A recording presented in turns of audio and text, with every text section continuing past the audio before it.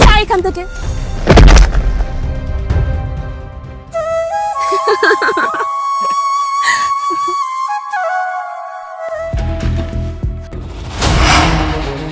Madam কি করছেন এগুলো?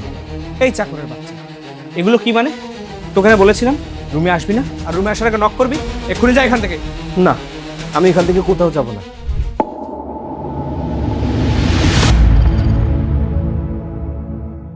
এটা কি হলো? তোমার সাথে আমার 3 বছরের রিলেশন, আর তুমি এখন অন্য একটা ছেলেকে বিয়ে করে নেবে?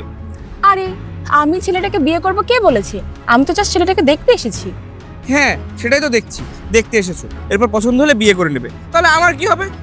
আর তাছাড়া আমি না একটা জিনিস বুঝতে পারছি না, তুমি এলে না আমাকে কেন নিয়ে এলে? আরে তুমি শান্ত হও, আমি তোমাকেই ভালোবাসি, আর বিয়ে আমি তোমাকেই করব। তবে আমার ভাই বলেছে ছেলেটার অনেক টাকা পয়সা, তার কাছ থেকে যদি কিছু টাকা আমরা হাতিয়ে নিতে পারি তাহলে তোমার আর আমার ফিউচারটা পুরো ব্রাইট হয়ে যাবে। কি এবার বুঝতে পেরেছো তো?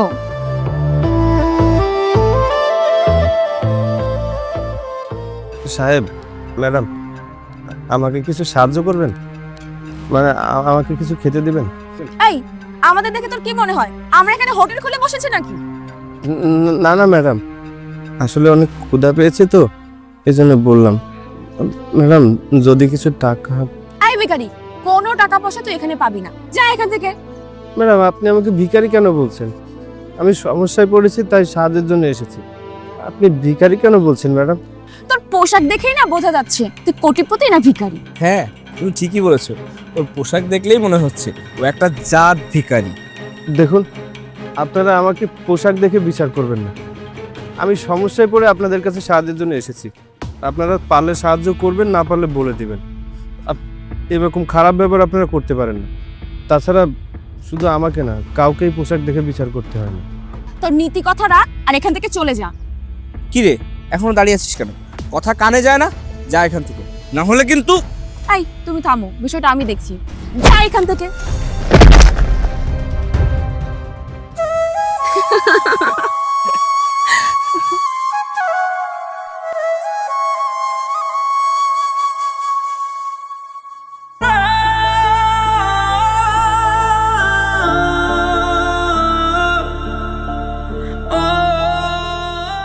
আচ্ছা ওসব বাদ দাও, এবার আসল কথায় আসি। তুমি সত্যি সত্যি বলো না, তুমি ওই ছেলেকে বিয়ে করবে না তো? আরে না না, আমি তো ছেলেটাকে। আমি এক্সট্রিমলি সরি, আমাকে ইমার্জেন্সি একটা কাজে মালয়েশিয়াতে যেতে হচ্ছে। মানে 50 কোটি টাকার একটা বিজনেস ডিল করার জন্য আর কি। আমি এই মুহূর্তে আপনার সাথে দেখা করতে পারছি না, তবে আমি আপনাকে এনশিওর করছি আমি খুব তাড়াতাড়ি আপনার সামনে এসে দাঁড়াবো। আচ্ছা চলো, আজকে যেহেতু উনি আসবে না তাহলে তুমি আর আমি সামনে থেকে ঘুরে আসি। আচ্ছা ঠিক আছে চলো।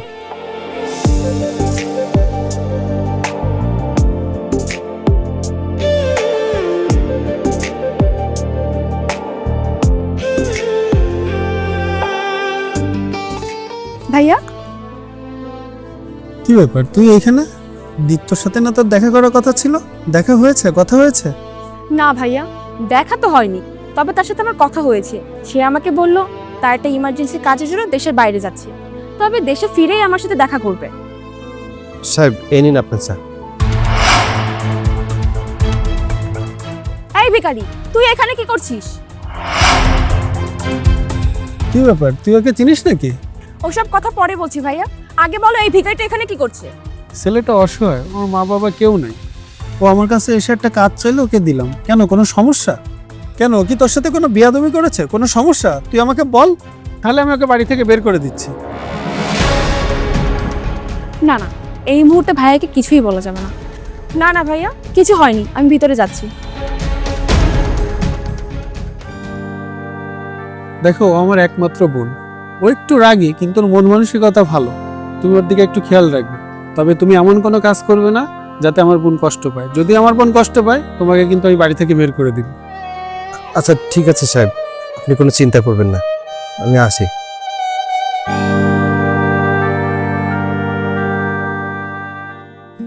হ্যালো, কি করছো? এই তো তেমন কিছু না, তুমি কি করছো? আমিও তেমন কিছু করছি না, আমিও বসেই আছি। আচ্ছা শোনো না, ওই যে একটা ভিখারি ছেলে ছিল না, সে না এখন আমাদের বাড়িতে।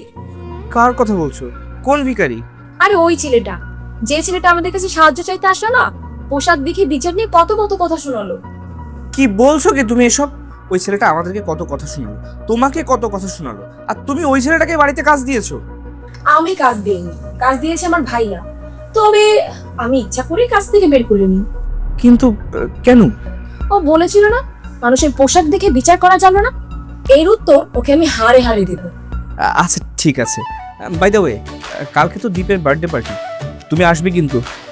আচ্ছা ঠিক আছে। বাই। কাশেম, কাশেম,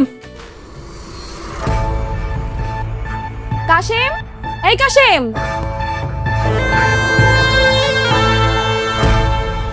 ম্যাডাম, আমার মাথাটা খুব ধরেছে, তুই আমার জন্য এক কাপ চা বানিয়ে নিয়ে আয় তো। আচ্ছা ঠিক আছে ম্যাডাম।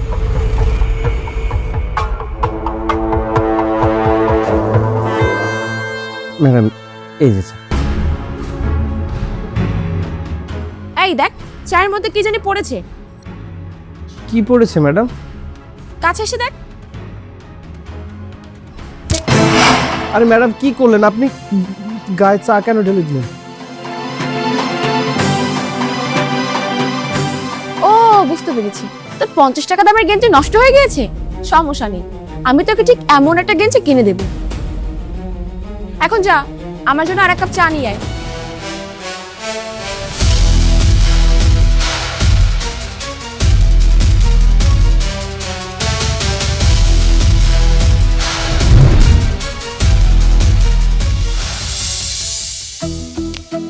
না না ঠিক আছে, আমি এগুলো সব দেখে নিচ্ছি। ঠিক আছে, আপনি একটু ওই দিকটা দেখেন আর আমি এই দিকটা দেখছি, কারণ আমি একটু ব্যস্ত।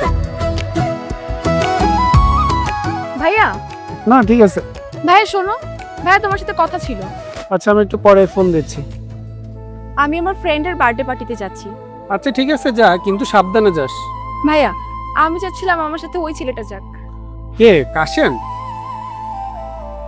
হ্যাঁ কাশেম, আমাদের কাজের ছেলে। কিন্তু ও কেন যাবে তোর সঙ্গে? হ্যাঁ ভাইয়া, তুমি তো বলেছিলে ছেলেটা এতিম, সেটার কেউ নেই, আমাদের সাথে গেলে ওর সময়টা ভালোই কাটে। আচ্ছা ঠিক আছে, আমি ওকে বলে দিচ্ছি। এই কাশেম, তুই একটা কাজ কর, তুই ম্যাডামের সঙ্গে যে একটু ঘুরে আয়। আচ্ছা ভাইয়া, আসি।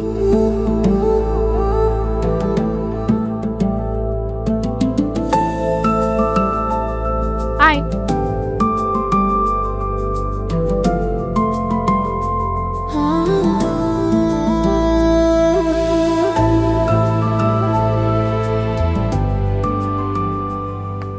হাই বন্ধু। ওই যে এসেছি। কি রে জুলি, এত দেরি করে কেন আসলি? আর আসলি তো আসলি, সাথে এটা কাকে নিয়ে এসেছিস? দেখে তো মনে হচ্ছে ডাস্টবিন থেকে একটা ময়লা তুলে নিয়ে এসেছিস। এ হচ্ছে আমাদের বাড়ির কাজের ছেলে, ওর নাম কাশিম। আচ্ছা তুমি ওকে কেন আনতে গেলে? ওকে নিয়ে গেলে আমাদের এত সুন্দর পার্টিটা নষ্ট হয়ে যাবে না? হ্যাঁ, তুই একদম ঠিক কথাই বলেছিস। আর জুলি, তোকেও তো বুঝতে হবে, আজকে আমার বার্থডে। আমার বার্থডেতে যদি এমন একটা নোংরা পোশাক পরা ছেলে দেয়, তাহলে তো আমার বার্থডে পার্টিটাই নষ্ট হয়ে যাবে। কি ব্যাপার, তোকে নিয়ে সবাই তো কথা বলছে, তুই তারপরে দাঁড়িয়ে আছিস কেন এখানে? কিন্তু ম্যাডাম আপনি তো আসতে বলেছিলেন আমাকে। আমি তোকে এখানে আসতে বলেছিলাম কারণ তোকে এসব বোঝানোর জন্য। তুই আমাকে প্রথম দিন কি বলেছিলি, মানুষকে পোশাক দেখে বিচার করা উচিত না, কিন্তু মানুষকে পোশাক দেখেই বিচার করা উচিত। তোর মতন এমন নোংরা পোশাক পরে যদি কোথাও যাওয়া হয়, তাহলে সম্মান তো দূরের কথা, তোর সাথে কেউ কথাও বলবে না। আর এগুলো তোকে বোঝানোর জন্য তোকে এখানে নিয়ে এসেছিলাম। এখন বাড়িতে যা। আই চলো পার্টিতে যাই আমরা।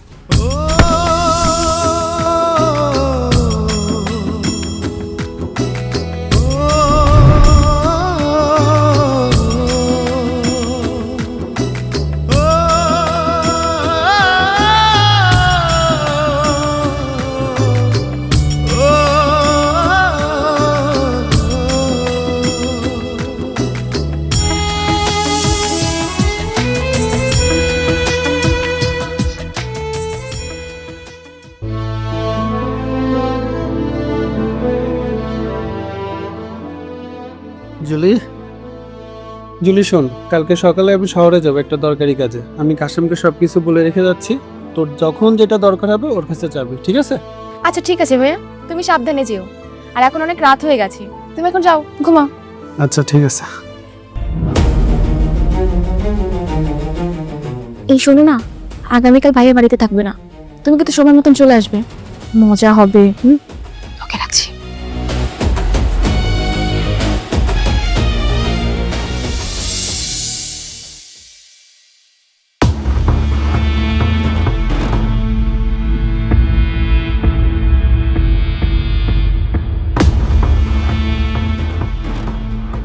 সাহেব, কোথায় যাচ্ছেন? কেন, ভেতরে যাচ্ছি। ভেতরে তো সাহেব নেই, ম্যাডাম একা আছেন, আপনি এখন ভেতরে যেতে পারবেন না। তোকে কে বললো যে আমি তো সাহেবের সাথে দেখা করতে এসেছি? আমি এসেছি জুলির সাথে দেখা করতে। আচ্ছা, ঠিক আছে সাহেব, আপনি এখানে দাঁড়ান, ম্যাডাম তো ঘরে একা রয়েছেন, আমি ম্যাডামকে ডেকে নিয়ে আসছি। কি বললি? তুই সামান্য 2 টাকার একটা কাজের লোক, আমি ঘরের ভেতরে যাব কি না যাবো সে সিদ্ধান্ত তুই নিবি? দাঁড়া। এই জুলি, জুলি! কি ব্যাপার সৈকত, তুমি ভিতরে না আছে এখানে দাঁড়িয়ে আছো কেন? আরে আর বলো না, ভেতরে তো যাচ্ছিলাম, পথের মাঝখানে এই 2 টাকার চাকরটা আমাকে আটকে দেয়। এই কাশেম, তুই ওকে কেন ঘরে যেতে দিসনি? আসলে ম্যাডাম আপনি তো ঘরের মধ্যে একা ছিলেন, এজন্যই আর কি। এই ছোট লোকের বাচ্চা, তুই হচ্ছে সেই বাড়ির 2 টাকার কাজের লোক, কাকে আমার রুমের মধ্যে ঢুকাবো আর কাকে আমার রুম থেকে বের করে দেবো সেই কৈফিয়ত কি তোকে দিতে হবে নাকি আবার? এই সৈকত, চলো তো। হ্যাঁ চলো। আর শোন, ভেতরে যাচ্ছি, ভুলে ওদিকে যাবি না।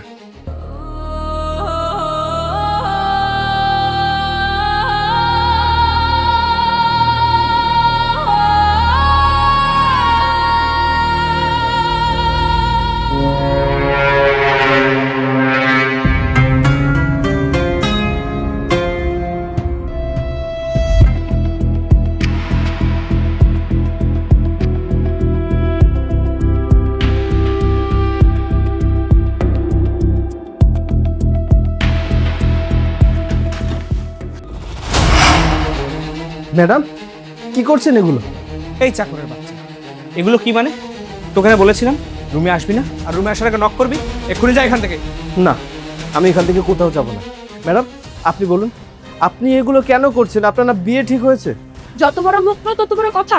তোর কি, আমি কার সাথে কি করব? আমার যার সাথে যা ইচ্ছা আমি তার সাথে তাই করব। ঠিক আছে, আমি চলে যাচ্ছি, কিন্তু আমি আজকে যা যা দেখেছি সব কিছু আমি সাহেবকে বলে দেবো। আমি সাহেবকে সব কিছু বলে দেবো। কি বললি? বলে দিবি? দাঁড়া, এক্ষুনি তোর ব্যবস্থা আমি করছি।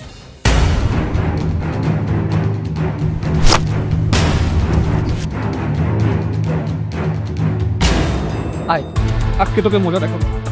আয়। সাহস কি করে আমার মুখে মুখে তর্ক করিস? মুখে মুখে।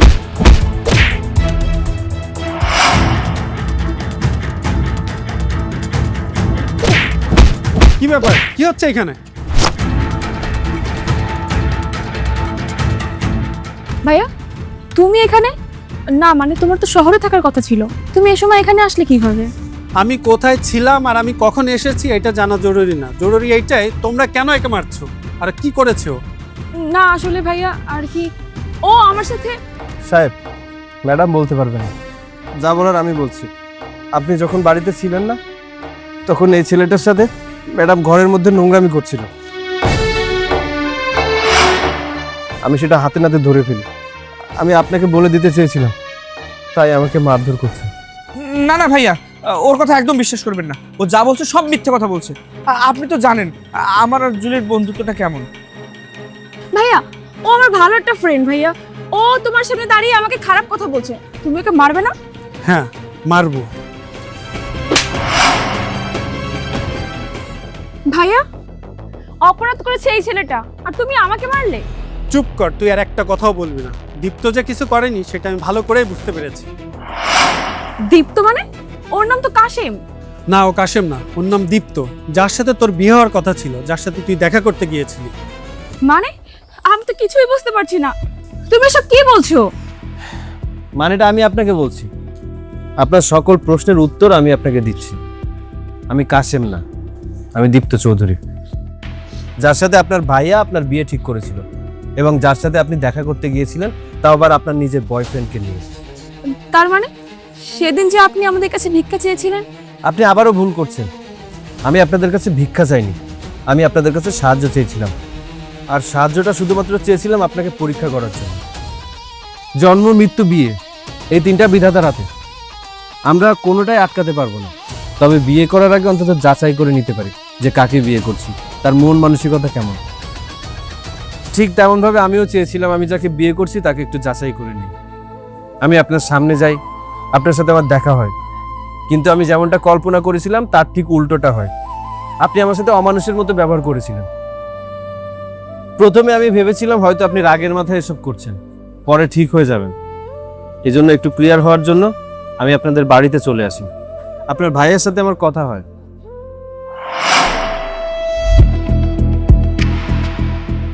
কি ব্যাপার দিত্য, তুমি এইখানে এই পোশাকে আমার বাড়িতে? আমি তো কিছুই বুঝতে পারছি না। ভাইয়া আমাকে মাফ করবেন, আপনার বাড়িতে আমি এই পোশাকে এসেছি। আমি আপনার কাছে একটা অনুরোধ করতে চাই। আমি আপনার বোনকে বিয়ে করব, কিন্তু তার আগে তাকে একটু যাচাই করে দেখতে চাই। যাচাই? হ্যাঁ, যাচাই। আর এজন্য আপনার সাহায্য আমার প্রয়োজন। আমি আপনার বাড়িতে কাজের লোক হিসেবে থাকব। এই ব্যাপারে আপনাকে আমাকে সাহায্য করতে হবে। এই ব্যাপারে আপনার বোন যেন কিছুই না জানতে পারে। কিন্তু কোনো কিন্তু না ভাইয়া, প্লিজ আপনি আমাকে একটুকু সাহায্য করুন। আচ্ছা ঠিক আছে।